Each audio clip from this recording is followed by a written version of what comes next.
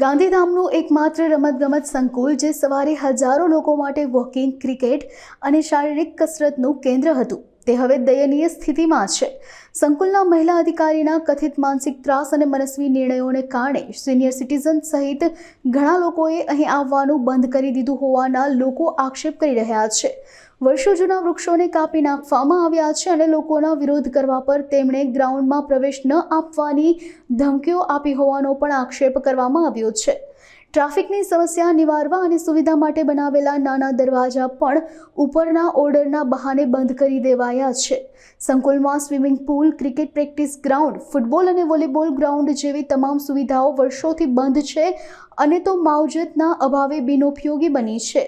ત્યારે સંકુલના મહિલા અધિકારી પર લોકો દ્વારા મનસ્વી નિર્ણય લેવામાં આવી રહ્યા હોવાનો આક્ષેપ કરવામાં આવ્યો છે અને મુખ્યમંત્રી ભૂપેન્દ્ર પટેલ તથા ગૃહ રાજ્યમંત્રી હર્ષ સંઘવીને પણ લેખિતમાં રજૂઆત કરવામાં આવી છે। કચ્છ જિલ્લાના ગાંધીધામ મધ્યે આવેલ રમતગમત સંકુલની અંદર આ બીજી વખત બનાવવામાં આવેલ છે સ્વિમિંગ પુલ। હજી સુધી આની અંદર કરોડો રૂપિયાના ખર્ચો કર્યા પછી પણ આની અંદર એક પણ વખત પાણી ભરવામાં આવ્યું નથી અને અત્યારે જે સંભાળે છે જે મેડમ ઇન્ચાર્જ છે રમતગમત સંકુલના, એ મેડમની ઈચ્છા એવી છે કે ગ્રાઉન્ડમાં કોઈ માણસો આવી જ ન શકવા જોઈએ, એટલે પછી જે અમારી એમની પોતાની મનમાની હોય એ કરી શકે। સાંજે જે સિનિયર સિટીઝનો આવે છે એને ના પાડે છે, અવારનવાર ગેટને લોક મારી દે છે, એ કહે છે કે રવિવારે તમારે આવવાનું નહીં। સિનિયર સિટીઝનો સાથે ખરાબ વર્તન કરે છે। સિનિયર સિટીઝનો લેડીઝો બેઠા હોય છે તો એને તે ના પાડી દે છે કે તમારે અહીંયા બેસવાનું નહીં। અને બીજું કે જે અંદર ગ્રાઉન્ડમાં મલબો ને આન તેની પડ્યું છે એ કઈ ઉપાડતા નથી।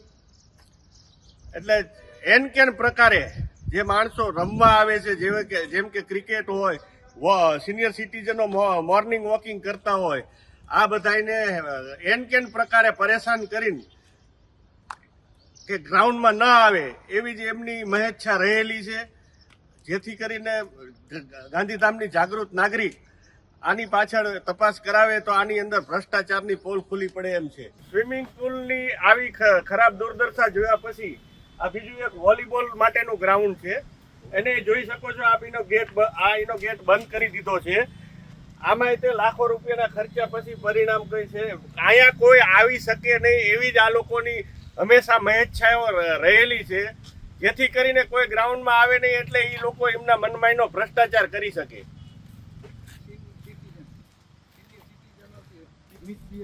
આ સિનિયર સિટીઝનો છે, આ લોકોની હારે એવું વર્તન કરે છે કે આ લોકો જાણે અહીંયા છે ને ગ્રાઉન્ડમાં ચોરી કરવા આવતા હોય એવું વર્તન કરે છે। ચોક્કસ 100% અમે સિનિયર સિટીઝનો છે, અમારા માટે બીજી કોઈ જગ્યા એવી ગાંધીધામમાં છે નહીં કે જ્યાં અમે બે ઘડી બેસી શકીએ।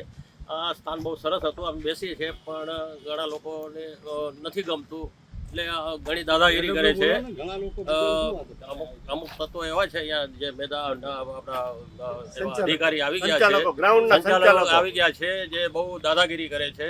અહીંયા નહીં બેસવાનું, ત્યાં નહીં બેસવાનું, અહીંયા નહીં ફરવાનું, એટલે આ બધું ન હોવું જોઈએ। આ સરકારી ગ્રાઉન્ડ છે, આની અંદર બધા માટે સારું રહેવું જોઈએ। પબ્લિક કેમ ન આવે ગ્રાઉન્ડમાં એના માટે શું કરવું એ જ કાર્ય કરે છે। અહીંયા સિનિયર સિટીઝન વોકિંગ ન કરવા જોઈએ, પબ્લિક હાલવી ન જોઈએ, પબ્લિક ન રમવી જોઈએ, એ કાર્ય કેમ થાય, કેમ પબ્લિક ન આવે એના માટે જ આ મેડમ કાર્ય કરે છે। ફૂલ કરપ્ટેડ મેડમ છે, પૈસા કેમ ખાવા એ એનું કામ। જો આની રમતગમત સંકુલની RTI માંગવામાં આવે અને આની પાછળ કેટલા પૈસા પાસ થયા છે, ગામમાં નકરો ભ્રષ્ટાચાર જ છે। આગળ તે ફૂટબોલ માટે ગ્રાઉન્ડ બનાવ્યું હતું, લોન વાવી હતી, તે બળી ગઈ છે, બધું હલકી પ્રકારની ગુણવત્તાવાળું કામ થયેલ છે। આની પાછળ RTI કરીને માહિતી માંગવામાં આવે તો ચોક્કસપણે આનો ભ્રષ્ટાચાર ખુલ્લો પડે એમ છે।